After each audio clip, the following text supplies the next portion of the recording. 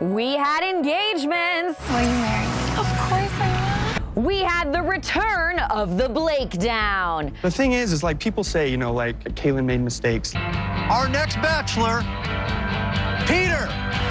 And we have our new Bachelor, everybody. So grateful right now just to have this opportunity in front of me. This is your Bachelor in Paradise tell-all finale 3-hour special recap. Grab your glasses. It's time for Roses and Rosé. Hi, you guys. I'm Lauren Zima. We have a different blanket. Why? Because it's gold. Golden for our new golden boy. Peter Weber is the Bachelor. Yes, the announcement was made at the end of the Bachelor in Paradise tell-all on Tuesday night on ABC. So, you know, I thought we could do something special. Bring in a new blanket, a golden blanket to celebrate the new golden era of our new golden boy. But, you know, this blanket is also see-through. Yeah, so what does that mean? Well, that means I want to see what you had to say about the Bachelor choice. Let me know in the comments below, and I'm gonna take a drink before I talk about it. Oh. We got the self-care wine glass today, you know? We might need it. We were on a beach. There was lots of birds, lots of animals all over the place. As Tayshawn should have done, let's scrap the metaphors and just talk about it. So Peter Weber being our new Bachelor. Look, obviously, there was fandom for Mike Johnson. There was fandom for Derek Peth. There was previously Bachelor fandom for Tyler Cameron. But we know my boo-booed up. Look, I'm gonna sit here and speculate. They've given us 2 great seasons back-to-back. Colton Underwood's season, Hannah Brown's season. So much drama, so much story. So I guess they thought that a season with Mike Johnson as the lead wouldn't be on that level. I am speculating. That is my thought. So now the announcement of Pilot Pete. Peter comes out and he says he is ready for his parents' love story. 30 some odd years later now, they're that still in love with each other. And I want that for myself. And I got a little excited because Chris Harrison said Peter is different from every other Bachelor. You're different than any other Bachelor we've ever had. I'm like, oh, ooh, why?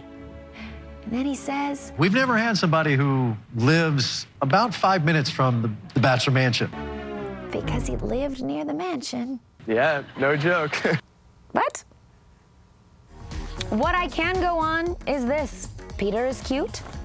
Peter gave us the windmill. The windmill. Let's up the ante, Pete. Take it to a plane, you know what I'm saying? Little Mile High Club moment. I'm in. And on this tell-all, Peter Weber promised us, And I promise you, one of the best love stories ever. you know, this is gonna be one of the most beautiful love stories ever.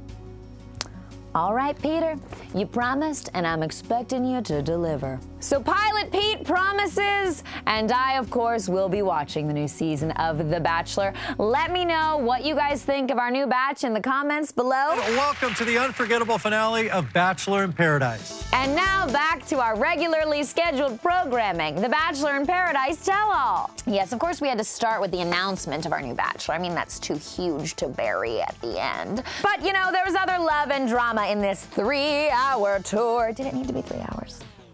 So some of this content we're gonna fly right through because it was a lot of the same. Please do drink responsibly here at the end, guys. Speaking of the end, I have a special announcement at the end of this episode of Roses and Rosé, so don't go anywhere. I feel like I am actually undeniably myself. Let's go through our couples. Right off the bat, drink for every time Demi and Christian were adorable. You've changed my life. And in love. I'm so in love with you. And it was amazing. On the final footage of Paradise, we saw Demi propose to Christian. And then during the tell-all portion, Christian proposed to Demi. Oh, first double proposal engagement moment ever on the show. I walked on to this beach and I truly didn't know that I could deserve somebody as great as you. And now our next happy couple. Drink every time Hannah and Dylan were adorable. You never gonna give up on us. And in love. I could never love anyone as much as I love you. And it was amazing. Dylan proposed to Hannah, and she did take a weird pause. Drink during the pause. Will you marry me?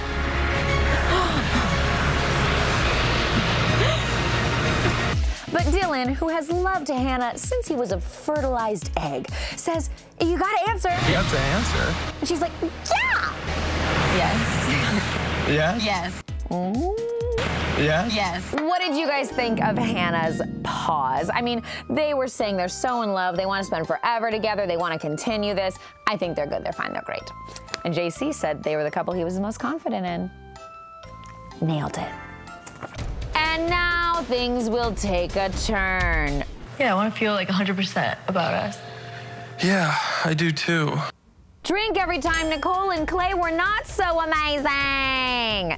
How am I gonna, like, ask you to, like, uproot your life and, like, come live with me? Yeah, they're not in a good place. But I want to be certain. I don't want to be even 95% sure. We witnessed them talking about heading into the fantasy suites, and Clay doesn't even want to go. I think, like, right now, I need to kind of take this night, both of us, to kind of think about everything. What are you gonna think about tonight? No. Like, honestly, go. Like, I need my space too. What did you think of Clay needing time to think about Nicole? Nicole says that she's blindsided by his uncertainty, but I gotta admit I'd been getting those vibes from Clay, you know. He hadn't seemed all in.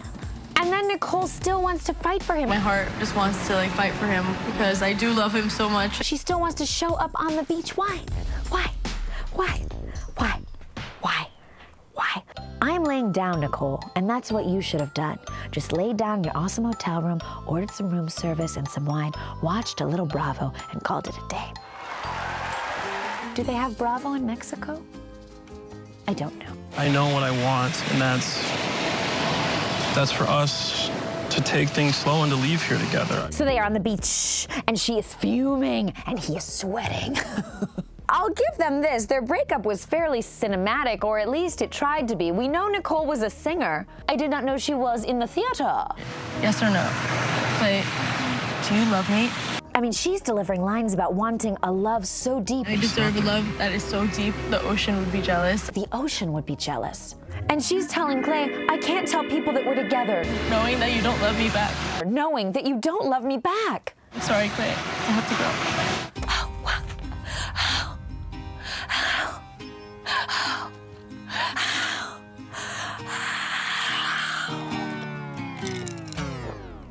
What did you guys think? Should Nicole have given Clay that ultimatum that if he didn't tell her he loved her in that moment, they were done? Well, she did, and they haven't gotten back together, so I guess that was the way to go. Like to go. Like to leave. Don't move to Chicago with Clay. Okay, first we had the happy couples, and we had the sad couple. Now we have the confused couple. I have no clarity as to where you are. It's Katie and Chris, hit or miss, everybody. Yeah, I mean, I won't even dare you to drink every time Katie and Chris went back and forth in this finale. On the beach, he tells her he's the luckiest man in the world. I'm the luckiest man in the world right now. And he's so happy. So happy to... And he's crying, and he proposes. And then cut to the tell-all portion, and a lot has changed. Par for the course in Chris and Katie, What's Going On, Baby? Your least favorite sitcom. If Nicole and Clay are a soap opera, Chris and Katie are a deeply troubling docuseries about a topic that you didn't even really care that much about, but then you learned so much about it, you got sucked in, and now you're just depressed. When he proposed, Chris said he wanted this to be the best moment of their lives. And it probably was, because it only got worse from there. At the tell-all, Katie is in the hot seat, and she's confusing. I still love Chris. She's like, I love him, but things have been so hard. We still have our ups and downs like every couple. I love him, but I'm so tired. I'm exhausted. And Katie, so are we. Perhaps the best analogy for their confusion, she is so confused that she's not wearing her engagement ring, but says they're still engaged. We're still engaged. What? Oh, God. Don't drink for every deep, dark red flag of a thing, Katie says. I feel that I've come to like a darkness. I hate it. I've never been so insecure in a relationship. He doesn't always want me around. Then Chris Bukowski comes out and he seems like pretty okay. Katie's in a dark place. He's in like a gray area. You're holding her hand. Clearly, you could probably tell she doesn't have a ring on. And Drink Every Time Chris Harrison, I think trying to get Chris Bukowski to be a little more emotional, points out that Katie is not wearing her ring. Clearly, you could probably tell she doesn't have a ring on. Chris, what does that mean to you that she's out here and struggling so much that she doesn't have a ring on? Katie, do you want your ring back? Chris, have a reaction. I don't know. I don't know what it means. So I honestly don't know what happened during that hot seat. Chris said he still loved her and they walked off, but quick as a flash, they're in a new location, so they've got a new problem. And it's always a problem we don't understand. And then they step off a stage and I guess off a cliff. Chris and Katie are back to arguing backstage, and we still don't understand the backstory or the next chapters of this story. He walked away. Are they broken up? Are they not? Did she put the ring back on? Is the ring off? Does Pauly have the ring? We love Pauly. Does Chris Harrison have the ring? Does Neil Lane have the ring back? Is the ring real? Is this a facade? Are we in the Matrix? Did you take the red flag pill or the blue pill? Now, everybody come on down for a quick fun round of other crap that happened in the tell-all. Drink for every fabulous moment. First, there was security on set for Jordan and Christian, though the second guy looked pretty bored and like he didn't think he had any reason to be there. Although I did enjoy Jordan saying that Christian attempted to deliver an elbow to his face. An elbow attempted to be delivered at my face and chest area. I love an attempted elbow delivery. I acted in self-defense. You know, the question was asked, oh man, you probably get so many DMs, like what's that like? Next up, the Derek and JPJ fight. Derek said that things were resolved. I've already mended this fence. But they didn't seem to be, and John Paul Jones wouldn't apologize for what went down at Chris and Crystal's wedding. I think what happened was unfortunate. Guess what? He did apologize, and our interview after the tell-all is available now at ETonline.com. Shameless plug. All right. Also, Tejwan is here, and her hair looks great. Cheers to that. Speaking of aesthetics, I think Dean is wearing a bolo tie with a C on it. For Caleb, they're still together. And in the van. Great. How beautiful is this? No. And we brought back some Paradise alumni and found out that Carly and Evan are having a baby boy. Congratulations! And that was revealed by Wells jumping out of a cake in a onesie. Surprise! How hot was he? Wells, are you all right?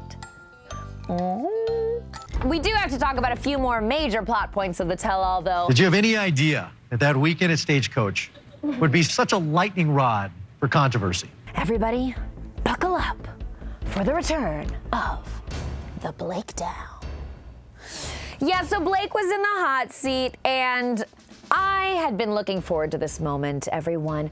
Now was Blake's chance to redeem himself, to apologize, to rise above after a difficult, to say the least, season of Bachelor in Paradise and things happening off camera and off screen when Blake released intimate text messages between himself and his ex, Kaylin.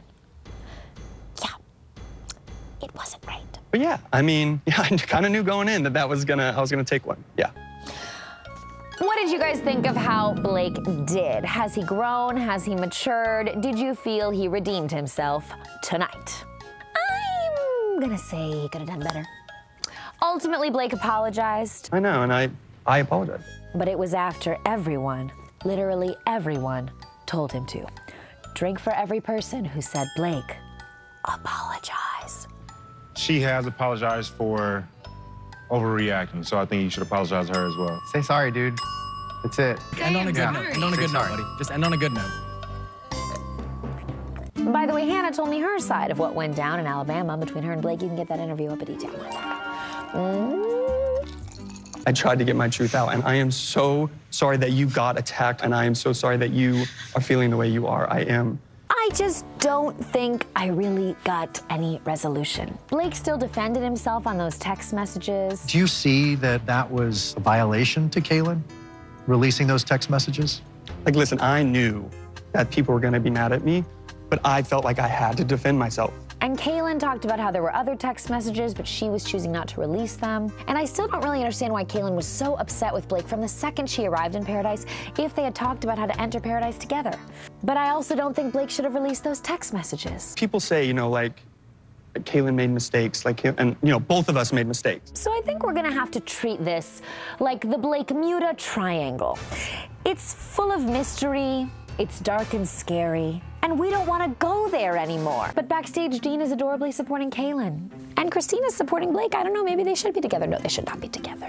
Okay, but let's finish up on a bit of a light comical note, everybody. What am I referring to? Of course, JP Jaysha. Did you make a mistake in saying goodbye?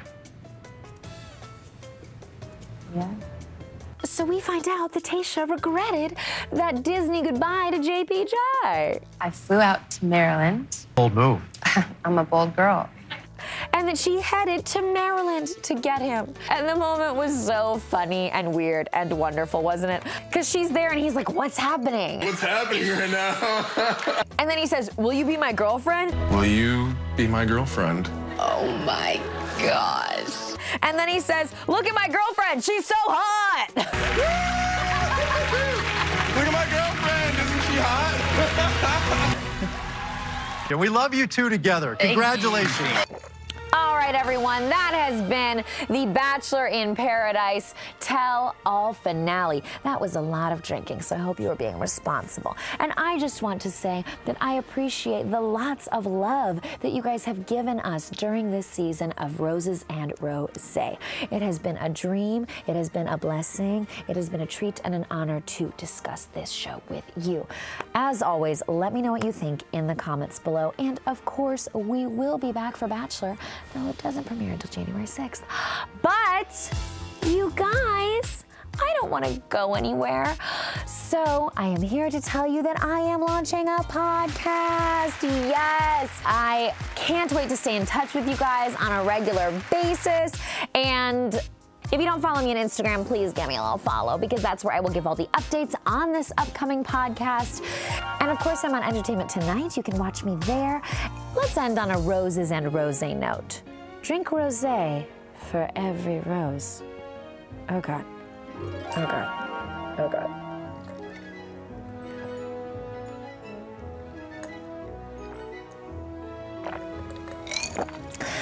Nailed it.